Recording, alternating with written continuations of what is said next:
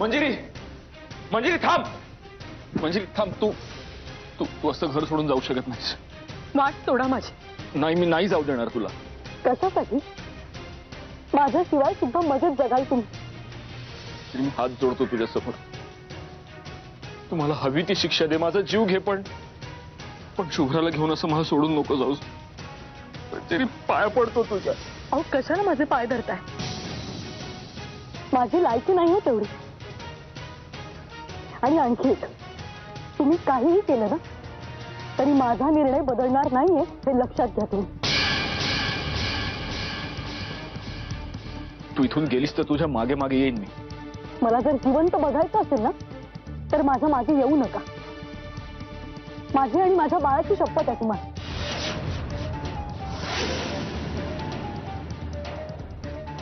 आणि आता या क्षणाला तुम्ही हे घर हे काहीच नकोय मला माझ्या डोळ्यासमोर. आणि असंही माझ्या आईचं मृत्यूचं पातच तुमच्या डोक्यावर आहे. जर माझ्याही मरणाचं पाप तुम्हाला तुमच्या डोक्यावर घ्यायचं असेल ना तर आणि तरच माझी वाट अडवा.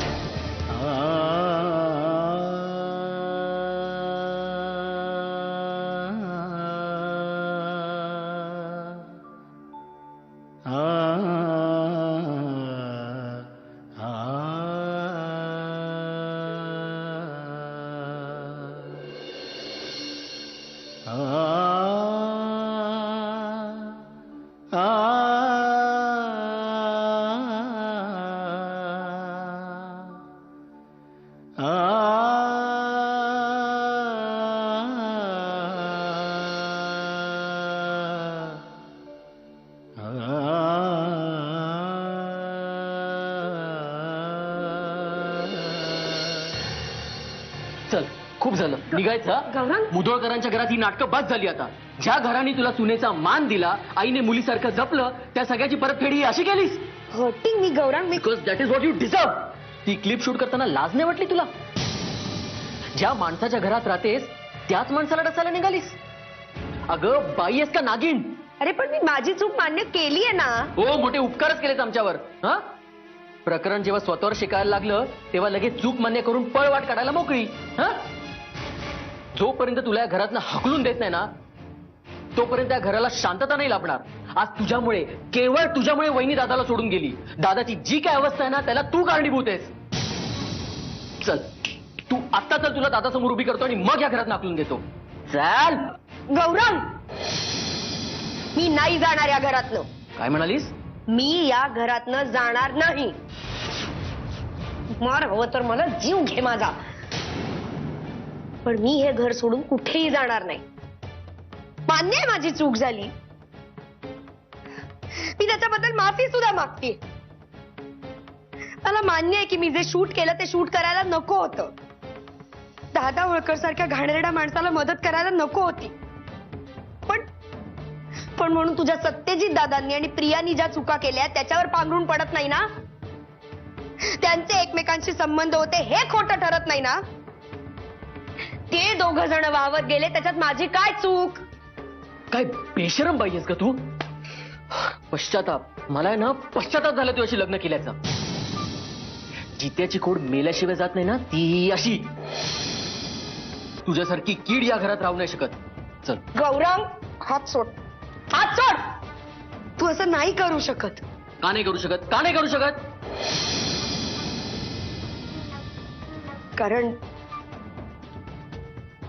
कारण मी आई होणार आहे तुझ्या बाळाची.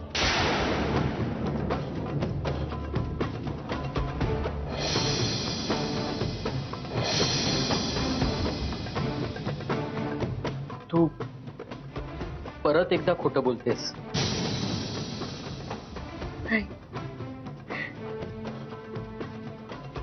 यावेळी मी खोटं नाही बोलत. प्लीज माझ्यावर विश्वास ठेव. हात सोडते तुझ्यासमोर, आता पाया पडते तुझ्या, पण मी खोटं नाही बोलत आहे. गौरव, प्लीज मला घराबाहेर काढू नको. मी रस्त्यावर आहे आणि मला मला माझी काळजी नाहीये, खरंच नाही. मला सवय आहे, मी रस्त्यावरच वाढलीये. पण पण आपलं बाळ रस्त्यावर वाढावं असं तुलाही नक्की वाटत नसणार, मला माहिती. प्लीज असं करू नकोस, दादांना काही सांगू नकोस. आपल्या बाळासाठी मी पाया पडते तुझ्या गौरव, प्लीज असं नको करू.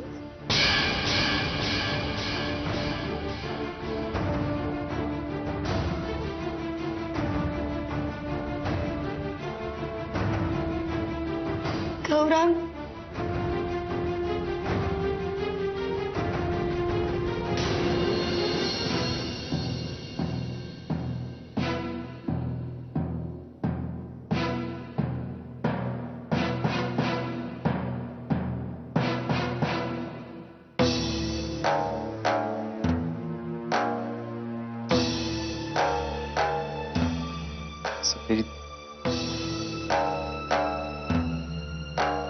बघ, असा धीर सोडू नकोस.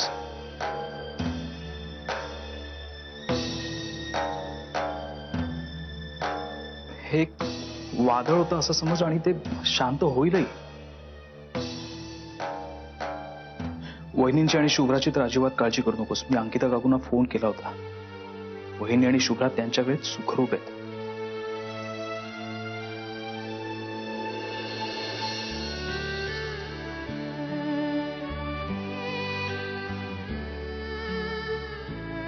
तर मी बोलतो वहिनींशी. मी त्यांना तुझी सगळी बाजू समजावून सांगेन.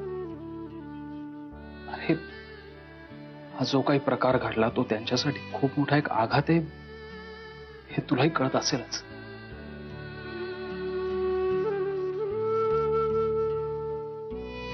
त्यांना फक्त थोडा वेळ दे. बिलीव्ह मी, हे बघ, हे सगळं काही व्यवस्थित होईल.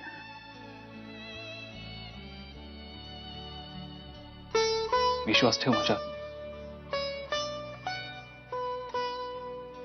सत्यजित, तू प्लीज प्लीज असा खचून जाऊ नकोस.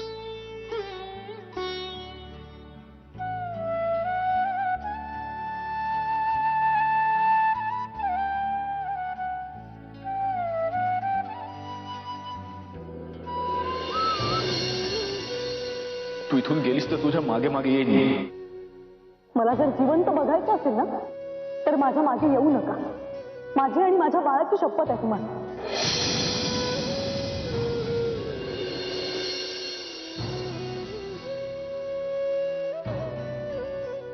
अजून किती वेळ अशी शांत बसणार आहेस?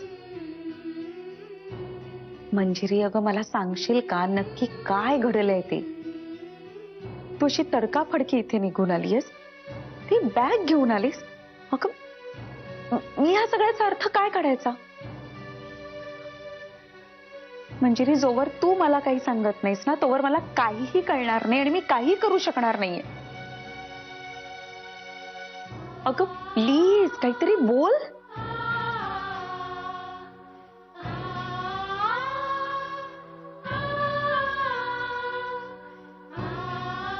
घरी काही प्रॉब्लेम झालाय का? कुणी काही बोललं का तुला तिकडे? मंजिरी, अगं बोल ना काहीतरी. काकू, बाबा कधी येतील? बाबांचं प्लेन लँड झालं असेल ना? त्यांचा फोन आला होता. एअरपोर्टहून निघालेत, कधी घरी पोचते.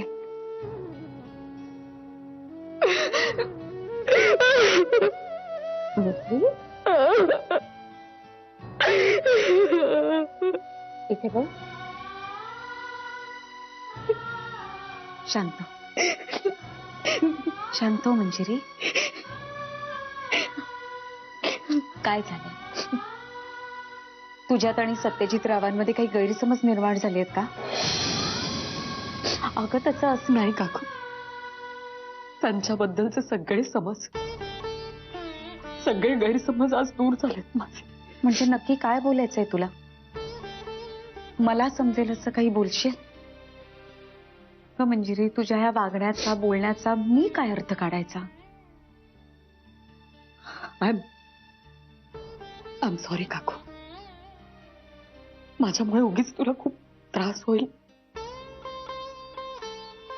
निघते मी. अगं काय बोलतेस तू? वेडी आहेस का? तुझी अशी अवस्था पाहून काळजी वाटली म्हणून आपलेपणानं विचारलं.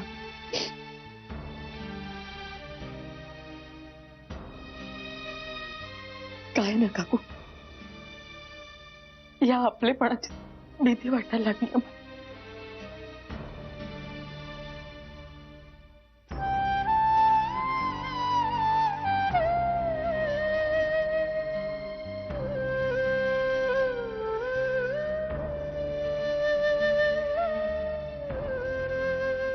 अंजली, बाबा.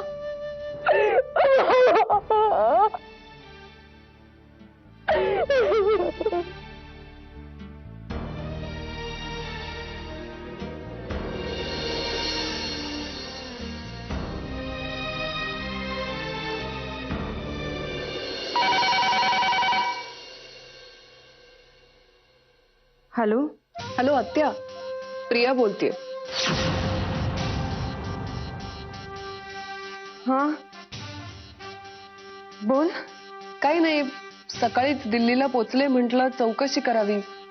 कसे काय आहेत सगळे, काय म्हणताय? तुला माहितीये का, सुहासच्या कंपनीने एक मस्त गेस्ट हाऊस मध्ये अरेंजमेंट केली आमच्या राहण्याची. आणि ह्या असाइनमेंटच्या संदर्भात कदाचित आम्हाला ऑस्ट्रेलियाला जावं लागणार आहे. होय का? बरंय बरंय, लय छान आहे. आत्या, काय झालं ग तुला? तू अशी का रिॲक्ट करतेस? बरंय, चांगलंय. इतर वेळी माझा फोन आल्यावर किती उत्साहात बोलतेस. आज मी एवढी गुड न्यूज दिली तर इतकी कोरडी रिॲक्शन? नाही ग, काय नाही झालं. आत्या सांग ना, काय झालंय? तुला कोणी काही बोललं का? का सत्यजित मंजिरीमध्ये पुन्हा काही वादावादी? नाही ग. अगं तसं काय बिघडलं नाही. आत्या, तुला आणि मावशीला माझ्याशी खोटं बोलताच येत नाही. मला सांग, काय झालंय? आत्या सांग ना प्लीज. प्रिया, हे बघ, मी तुला सांगते, पण माझी शपथ आहे तुला, तू काय बी काळजी करू नकस. अगं आम्ही आहोत ना समजा इथे, आम्ही समजा व्यवस्थित सांभाळून घेऊ.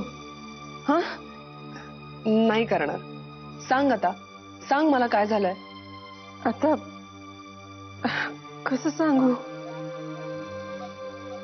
मंजिरीला सत्याच्या आणि तुझ्या नात्याबद्दल समज कळलंय.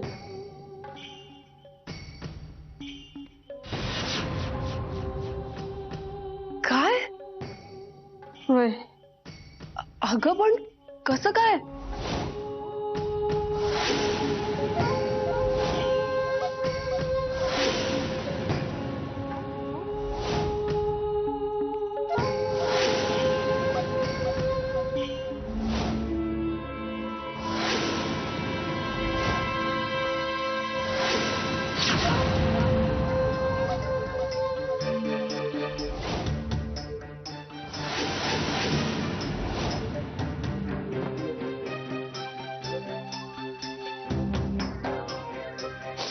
आणि मंजिरी घर सोडून निघून गेली. ओ माय गॉड, काय बोलतेस तू आत्या? हे सगळं असं कसं झालं? मी एक काम करते, मी मंजिरीला फोन करते. माझा विश्वास आहे ती माझं नक्की ऐकेल. मी तिला सांगते की माझ्यात आणि सत्यजित मध्ये जे काही होतं तो भूतकाळ होता आणि तो आता आम्ही दोघांनी मागे टाकलाय. अगं तुला काय वाटतंय? आम्ही समजा हे तिला सांगितलं नसेल का? अगं सत्याने तर लई समजवलं, मन धारणी केली, पण मंजिरी कुणाचंच ऐकून घ्यायला तयार नाही. प्रिया, बाय माझं ऐक, तू स्वतःहून फोन करण्याच्या भानगडीत पडू नकोस. फक्त एकच काळजी घे, या समजातलं सुहासरावांना काय बी कळू देऊ नकस. घेशील ना काळजी? नक्की घेईन आत्या. पण खरं सांगू, सत्यजित मंजिरीबद्दल ऐकून मला खरंच खूप वाईट वाटलं. वाईट तर आम्हाला बी वाटतंय, पण वाईट वाटण्यापलीकडे आपण काय करू शकतो? आपल्याच कर्माची फळं म्हणायची आणि दुसरं काय. आत्या, तू काळजी घे आणि मला कळवत राहा तिकडचे अपडेट्स. वय, तू पण काळजी घे. बाय.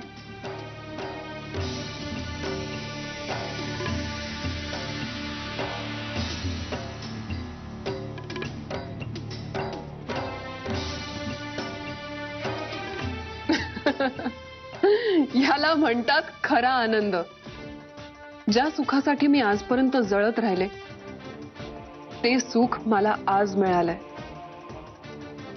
माझ्या स्वप्नांची, आकांक्षांची धूळधाण उडवली आणि तुम्हाला असं वाटतंय की तुम्ही सुखी राहू शकाल सत्यजित मंजिरी?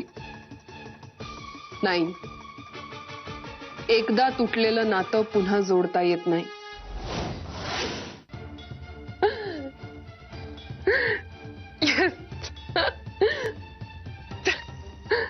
काय ग, काय झालं? एवढी आनंदात काय?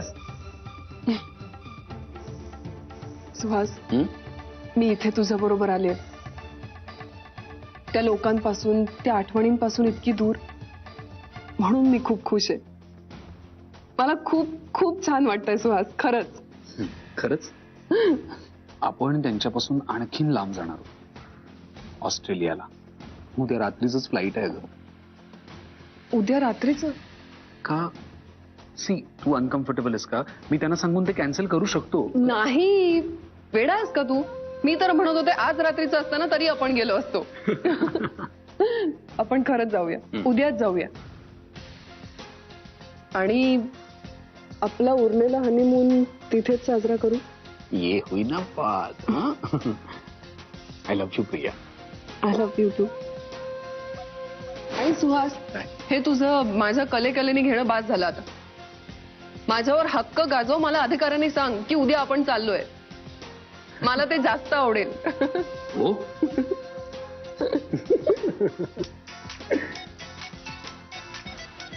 फोनला पण ना बघवत नाही.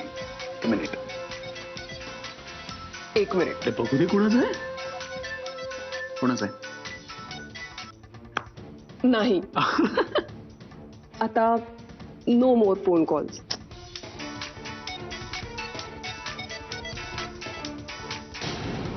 मी तुझा फोन स्विच ऑफ केला. ऑफिसचा असेल तर? ऑफिसच्या लोकांकडे इथला लँडलाईन नंबर असेल ना. आता त्यांच्याशिवाय दुसऱ्या कोणाचेही फोन कॉल्स घ्यायचे नाही. सुहास, उद्या रात्रीपर्यंत फक्त तू आणि मी.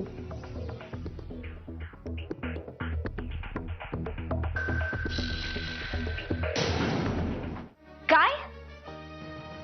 सत्यजित राव आणि प्रिया? अगं नाही मंजिरी, काहीतरी गैरसमज झाला असेल. काय बोलतेस तू अंकिता? कसला गैरसमज? ती सांगते ना स्वतः की तिने डोळ्याने पाहिलं म्हणून, आणि तू सांगतेस गैरसमज म्हणून. माणसाचा काही भरोसा नाहीये, कोणीच त्याची गॅरंटी देऊ शकत नाही. तो माणूस नीचपणाच्या इतक्या खालच्या थराला जाऊ शकतो ना, मला माहिती आहे.